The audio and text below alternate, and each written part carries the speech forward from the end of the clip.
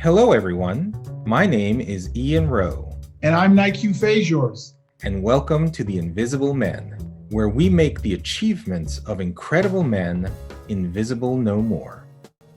Welcome to the latest episode of The Invisible Men. My name is Ian Rowe, a senior fellow at the American Enterprise Institute. I'm Nique, a member of the Leadership Network at AEI. Hey, Nique, good to see you. Good to see you.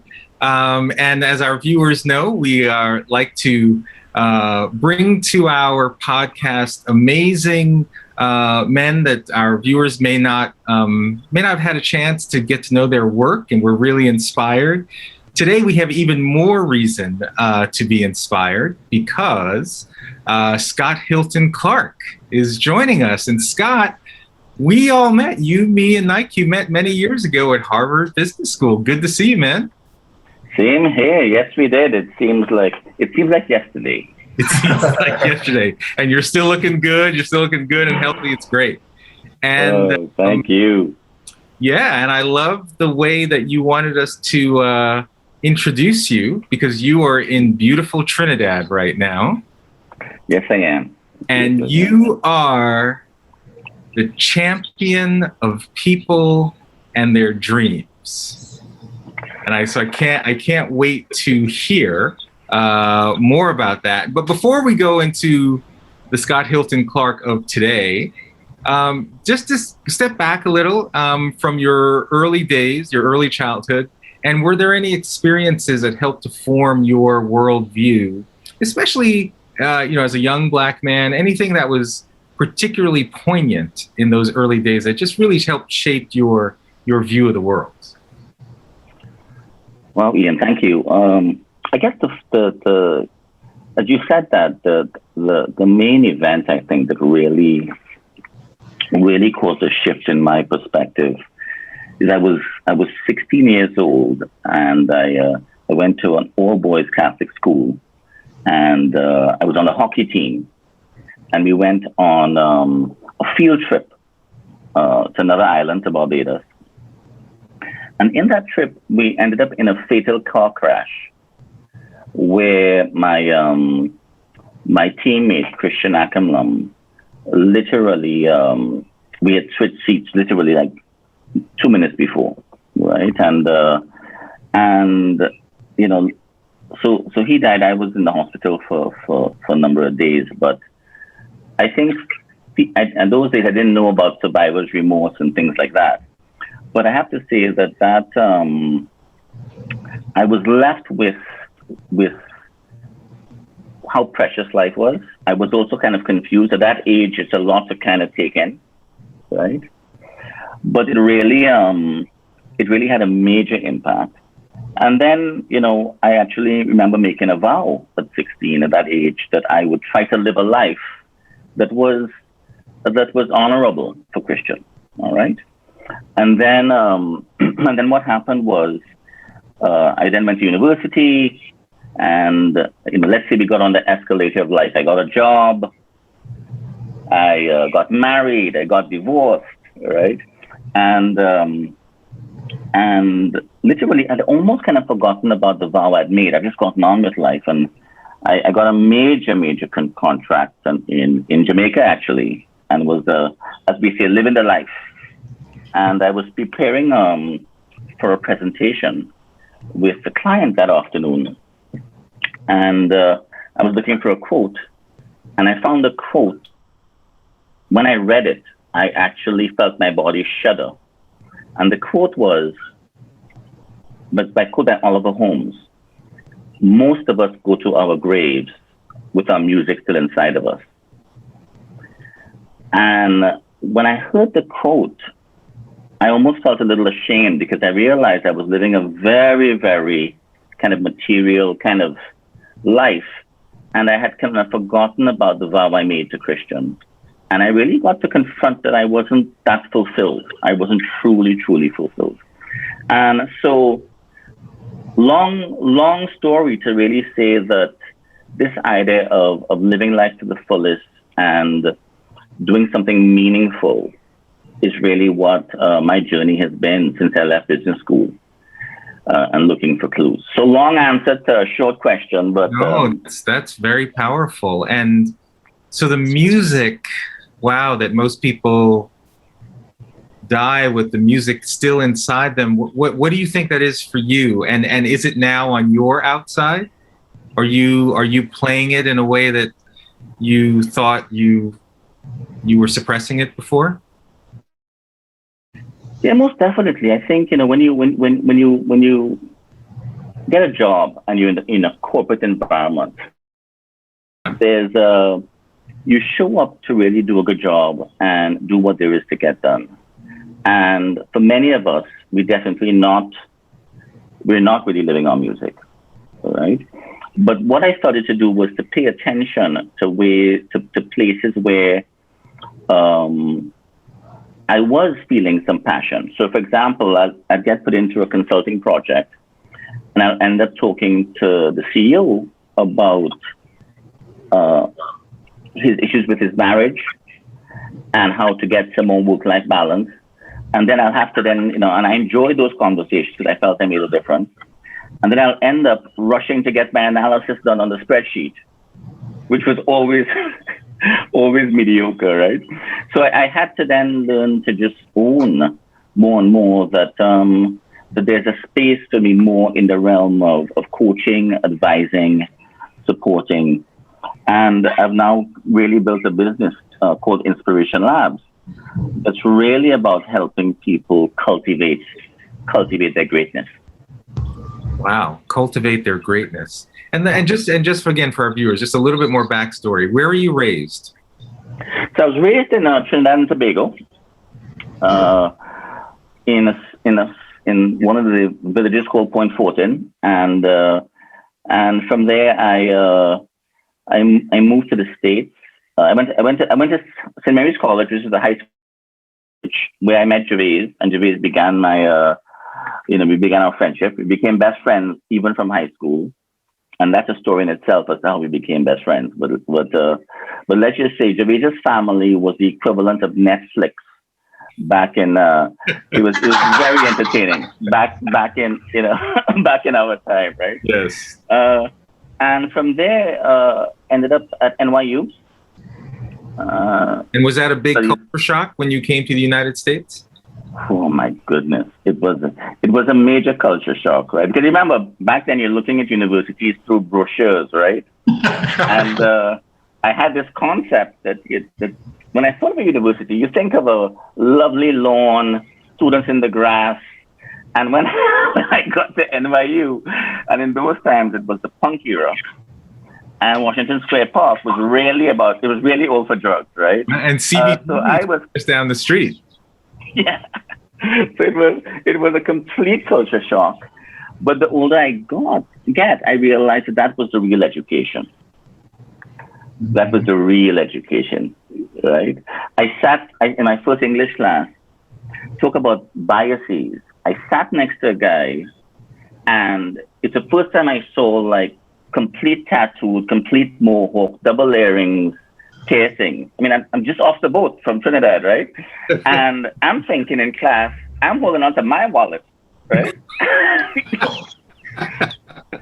And then the guy speaks, and again, it was just so shocking, so eloquent. It was so, he blew my mind, and he was the top of the class. So it was very early. I got a really powerful lesson on kind of my own biases, and that's actually the beauty of New York, actually, when you think about it at a fundamental level. But it was a good grounding for what was next. And just one point for our viewers. So Gervais was our fourth guest back in September. And so Scott was referencing that he and Gervais were best friends since high school. An important point to note is that Gervais's oldest child, his daughter, if I'm not mistaken, Scott, right, went to NYU as well. Correct, yes. And that just you were talking about your experience. I hadn't thought about that before then, which is probably not by coincidence. Yeah, for sure. And just to continue the story, Ian, as you said that in terms of what was next, I got a job at IBM in North Carolina. So talking about culture shocks, right? And I remember my parents being so concerned because, again, you read the papers, you think of North Carolina, you don't think of that as a place for your black son to go to, right?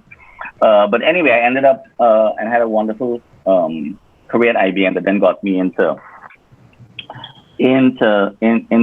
business school. So there was a very interesting incident that happened in North Carolina that I just had to share. I think it'd be very interesting, and you can kind of build on that. First of all, when I got my first job, and they said to me that I was going to get a performance review, I was shocked. I thought school was finished. I did not expect to be reviewed at work, right? So anyway, being an A-type, I said, I'm going to get the highest of whatever the thing card was. So it came back, and I realized that the comments said I was outstanding, and the mark was not the highest mark. It was the second highest mark. So I asked my boss, could I for the explanation? He said, well, you need to talk to my boss, right? And so I can remember this like yesterday. I went into this boss's name. His name is right there. I won't say it. And he said, Scott, you here to see me? I said, yeah, I wanted to kind of understand the difference between my score and the rating. He says, Scott, I want you to know that you're an excellent employee. In fact, you're quite outstanding. The only problem you have is that you walk around here as if you're a manager, but you're not. Right? And I didn't even know what to say. I just said, well, thank you. I just said, thank you. And I actually then, 2 weeks later, applied to go to Bethesda, Maryland. And just to give the contrast in leadership, that's why I do a lot of work with leaders now, is I got greeted by a woman called Laura Todd, middle-aged, very thin woman, white woman with big, bright smile. And she welcomes me. And she says, Scott, and remember, this would be 1988, 1989. She says to me, I want you to know that as far as I'm concerned, you're outstanding. You're a professional. You can be in and out the office. I don't even need to know where you are, right? I was so blown away by that gesture and those words, because that was kind of unheard of in 1988, and in contrast to what I experienced in North Carolina. And what happened was, I just started to roam around the campus. I met a couple of people, and I met a gentleman called Bill Jones in the finance department. And I'm literally just hanging out in his office. I'm doing my work, but I'm hanging out. And I find out they have a acute financial problem with writing off, expenses versus debt with some kind of accounting law. And I end up putting them, I said, well, I think I could help with this. So I put them on to, I thought they had a similar problem in North Carolina. I put the two on, they solve this problem, and they save millions of dollars, right? And I started to get these laboratory awards, division awards, right? And the point of the story was, what if she'd said, I want you to stay at your desk from 8 to 4, right? There's a generosity she had. And I just wish more leaders could really look for the greatness in people and employees that they have, as a matter of course. So I'll pause and let you guys follow up with some other questions. But that's the story in a nutshell. The awards and things got me into Harvard, and the rest is history. So I wanted to go back to a point you made about survivor's remorse. And I wanted to get your perspective around survivor's remorse in the inner city. As we look at young men, especially who are in America's urban cities, they have friends that have been murdered. It seems like every day, every week, there's another shooting, another stabbing, another something. And I'm not sure much has been done about the mental health of these young boys who oftentimes don't even have a father or a productive father figure to grow with. And I know your practice is in corporate CEO, but how do you think about those young people, who, God, I mean, if you think about what's on their shoulders, it's really remarkable if any of them become much. Yeah, well, thank you. As you're speaking, I'm kind of actually right there. And, what's there for me is a couple of things. One, I couldn't even begin to imagine. I could imagine a little bit what it's like on a repeated basis, right? To be losing people in your brotherhood, in your community. And all I can imagine is there's a certain numbness that comes around, right? A numbness around possibility, a numbness around being, of life, right? And even though I see myself as a champion of people's dreams, one thing I have to acknowledge with some of my clients is dreaming is a privilege, right? For some people. And there's sometimes a lot of work to do to awaken the muscle or the possibility to be able to dream, right? So so what I would say is that the work to be done with those young men in those situations is almost, literally trying to light a bit of a flame just to stir up what's possible, right? Just for people to, and that's no small task, right? But I'm just saying that it begins with the imagination and some small possibility, right? And that's why I'm a strong believer in tiny acts. James Clear's work on atomic habits, right? And also there's a wonderful book called The Dark Horse, not my thing here, but point being is once the imagination can begin to stir a little bit, if you can get them to find something that begins to that they have an interest in and begin to work on, I think then possibility is you're setting a little track for possibility, right? But I think last thing I will say is everything is so contextual. Somebody would really need to understand the environment in ways to provoke new possibility again, right? Like that. So that's what comes to mind for me. But very powerful. I mean, your statement about dreams, that it's a privilege to be able to dream, or how did you say it? Dreaming is what? Yeah, dream for some people, dreaming is a privilege. It's a privilege. They have so many constraints, so many obstacles, so many non-negotiables. And I'll be honest, I'll give you an example. I had a class the other day, and there was a single mother who, without much support, and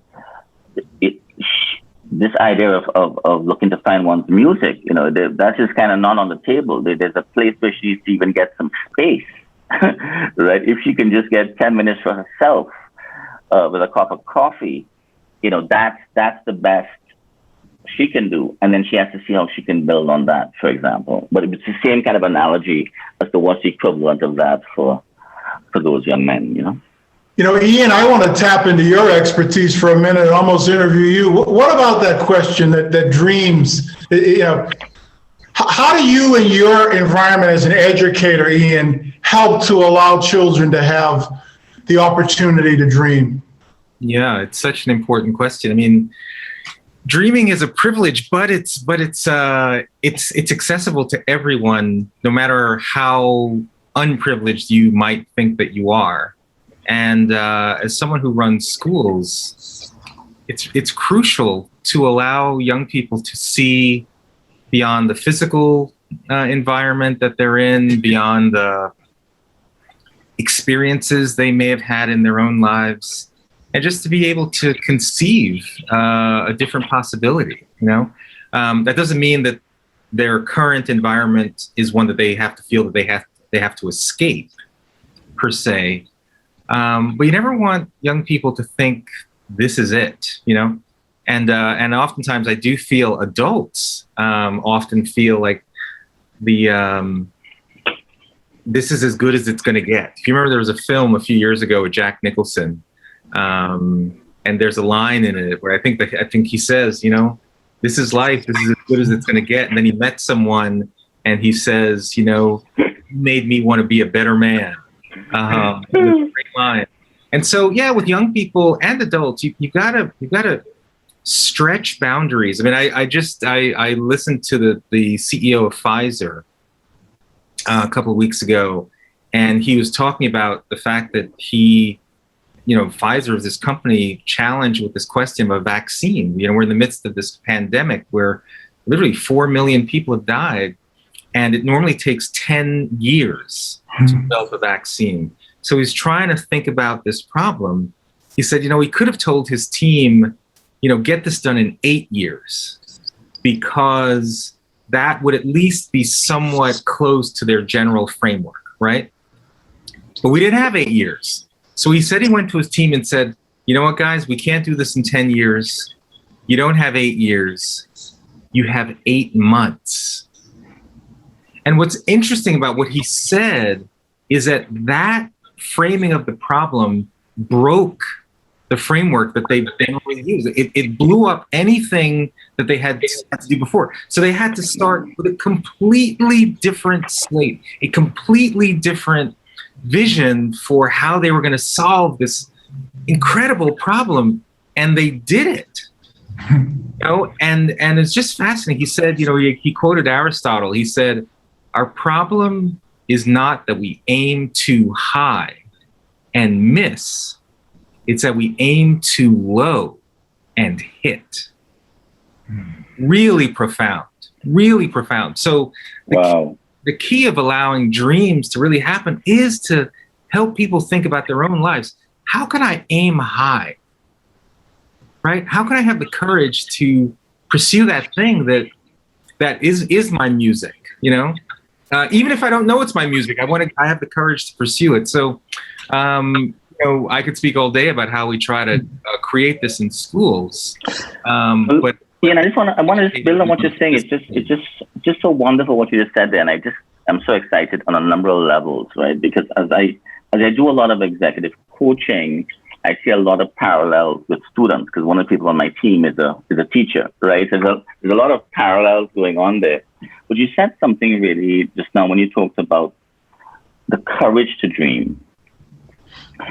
And I just have to get more perspective, even from you, Nique. I mean, that's where the rubber meets the road, right? I think in finding that courage sometimes, regardless of courage or confidence, to be able to know that I can dream. And I love the Pfizer analogy, and to dream at a whole nother level, right? So that to me is exciting. And I'm interested a little more, because I think that we want to kind of accelerate that for our kids.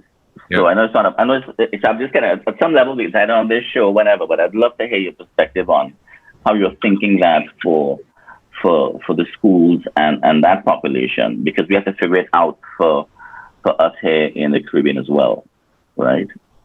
So, well, one of the things that's always helpful is to have big goals that allow people to come together in ways that transcend the divisions that we often find ourselves in, right? So right now, for example, in our country, we're very divided by race, very divided by class. And you think back, at what moments in our country did we really come together? And oftentimes we think about the moonshot, right? We think about John F. Kennedy setting this goal of we must send a man to the moon and return him safely to Earth, and everyone came together around this goal. It didn't matter race, religion, whatever.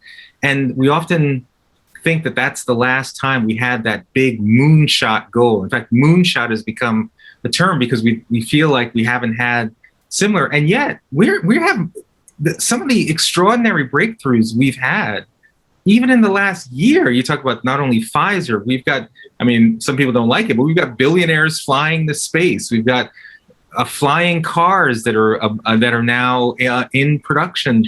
And so I think part of the way you take the ceiling off of people's brains is that you really accentuate what is possible. You know, you have greatness within you. And I think that's one of the biggest things, Scott, which is helping people understand that they actually do have greatness within them. That's sometimes the scariest thing for someone to realize. I have greatness within me. You know, do I have the courage to find it? Brilliant. No, it's great. And I just want to say that that's a big part of what a lot of the work that I'm doing in helping people find their greatness within. And as you said it, a lot of fears, lots of things come up in that, right? And the sad part for me is when I ask the question, you know, tell me about the best teacher, you know, who's the best teacher you ever had, right? And oftentimes most people can at least immediately name one, right? And when I say, tell me about the person, tell me what made them, and it wasn't the technical thing that the teacher taught. It was, they made them feel special. They made them feel that there was something within them that was there, right? They almost, I can almost say that they saw their music in a sense, right? And the sad part of the story for me is that they probably haven't seen that teacher in 15 years, right? Or 30 years. It's a thing of the past. Yep. And not many other people have shown up, right? And in my executive seminars, I do this with leaders to say, look, people remember that teacher from 30 years ago, 25 years ago. What would it be like to have a leadership life where you're remembered like that, right? And you see, I remember Laura Todd, right? Laura Todd saw something and treated me special that I was unaccustomed to. And I worked harder than I ever worked in my life. Because this is what she saw in me, right? And the other thing was just a bonus, right? So there's something there, that's really speaking to me. So I'll pause and let you ask some more questions. But really, really powerful conversation. Well, you know, Scott, I reflect back on some of our guests when you ask the question, how do you create that spark, that spirit? You know, one guest who, you know, hasn't gotten a lot of views, and it was an interesting conversation, but one I'll never forget was a gentleman named Chris Campbell. He's a world champion wrestler, but his origin story, no father, his mother wouldn't let him wrestle. So he would travel, and I don't remember exactly, but he would travel literally like an hour and 30 minutes to a gym where only men wrestled when he was like a sophomore in high school. And he wrestled for 2 seasons just with these men. And then his mother finally let him wrestle, I think his senior year. And the rest is history. He became a world champion. But Ian and I both asked Chris, you know, what was it that got you on that bus every day to travel for 90 minutes to do this thing that somehow resonated with you? And, you know, Frank, he couldn't answer the question other than that's just how I'm wired. But I think I said even during that podcast, boy, if we could bottle that in some kind of a way, not literally, but figuratively, that would be exceptional. I think that's the work that you do with CEOs. That's the work that Ian does with students and teachers in terms of trying to create that energy and that spirit. Mm. Because the sky's the limit. Once you have it, world championship, CEO, world's greatest father, world's greatest husband. I mean, anything is possible once you have that spirit. Yeah, I think that's a great example, because I think that then so many people find their music in so many ways, right? There was something that was calling this kid that he himself couldn't articulate, right?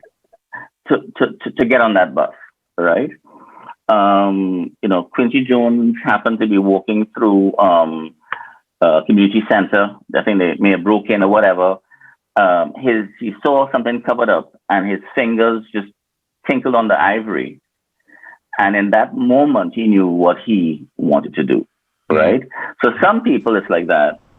Some people, it takes some kind of tragedy, some kind of situation, some kind of waking up to, right?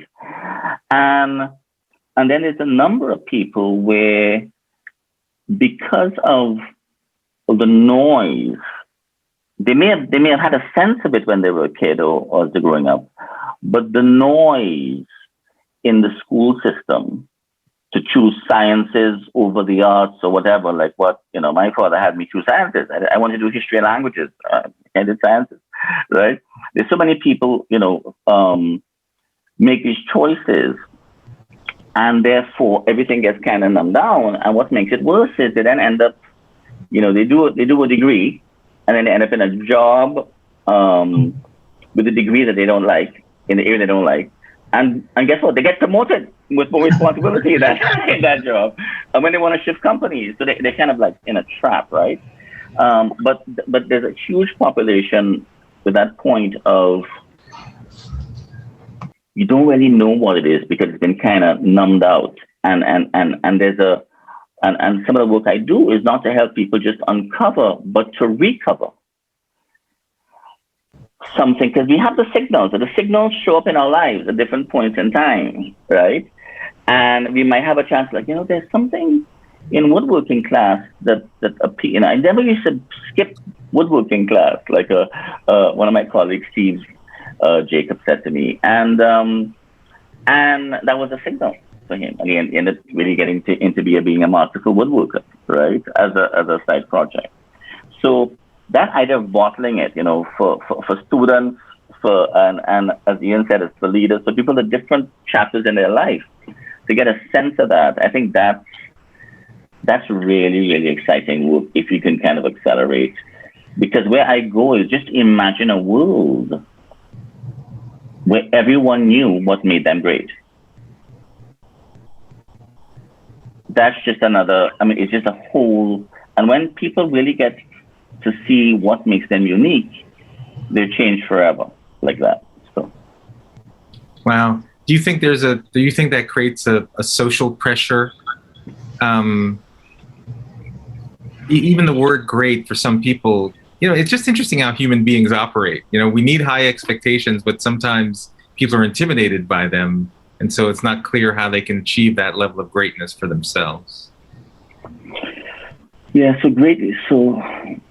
excellent point. Greatness and great is a real funny word, a trigger word, right? And you tend to think about, am I on the podium? Did I make it to the podium or not? Correct. Right? Well, even the concept of the podium is one that there's only 3 slots on the podium, right? There are a lot of other people in the world.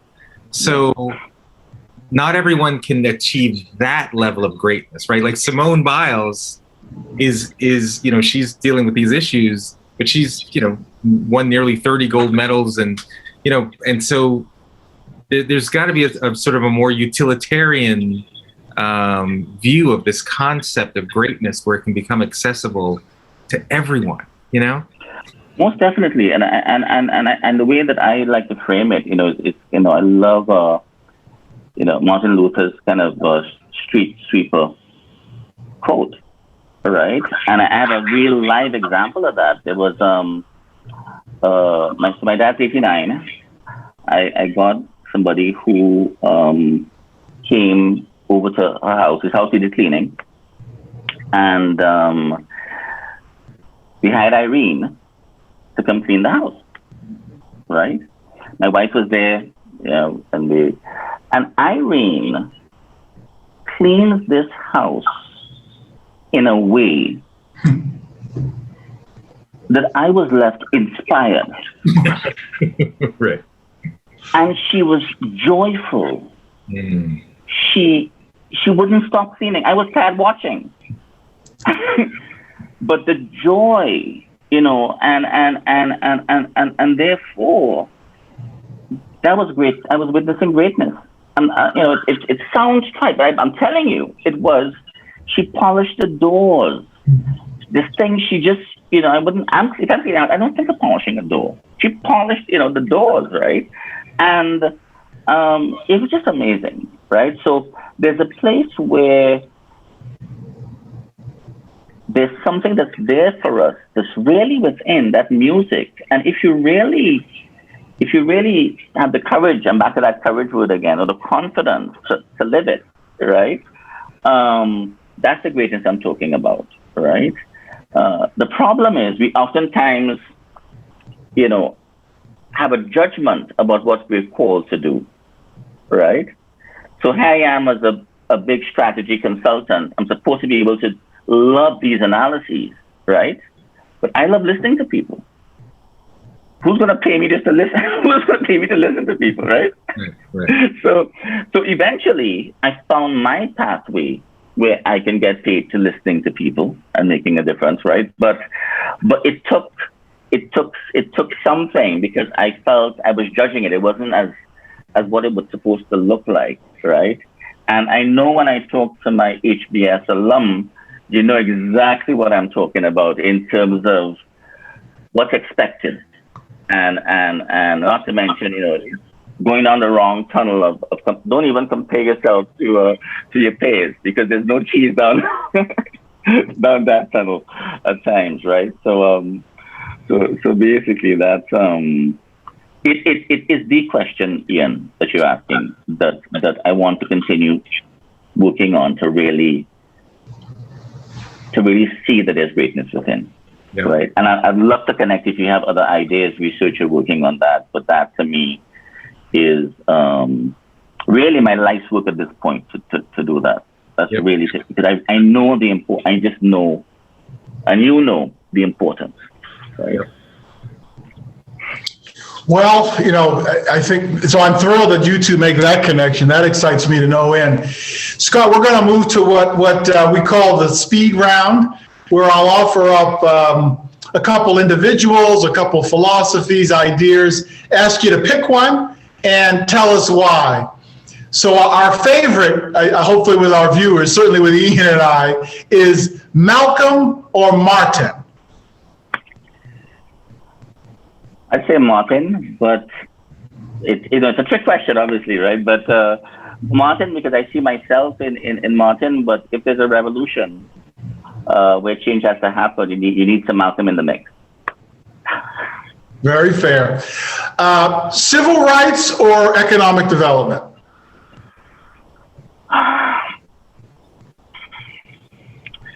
I see civil rights as I'll go with that. I see civil rights as the foundation and the basis, solid foundation for economic development. And I believe that if that's not as solid, there'd be cracks in economic development down the road. And then based on your experience, because I know you've worn both these hats, the entrepreneur or the corporate leader?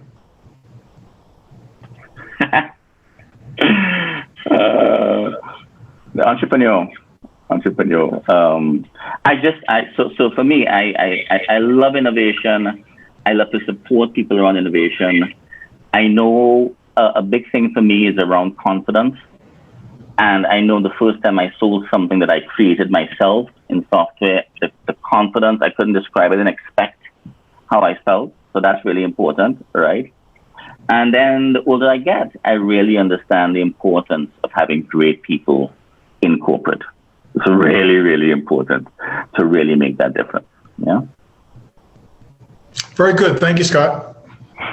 All right. Well, Scott, you might remember from the time when we were at HBS when Nique and I joined forces on the original Invisible Men, and we did this because we thought people like you and me were invisible, especially to young black men, young black teenagers who may not see the Scott Hilton-Clarkes of the world, letting them know that they do have greatness within them. And so when we conceived this podcast, we said, you know what, we're gonna keep one element, which was this 16-year-old imaginary young man called Darryl, who lives in Forgotten USA, this fictitious city, but unfortunately there are a lot of Darryls in the world. And we'd love, for someone who works with a wide range of adults to find their music within, to know that they have greatness, that it can be achieved. What would it be? What would you say to a young Darryl to help him find his way, to discover his music internally. And Darryl is 16? Darryl is 16. 16. Wow, okay, great. Yes, I would say to Darryl that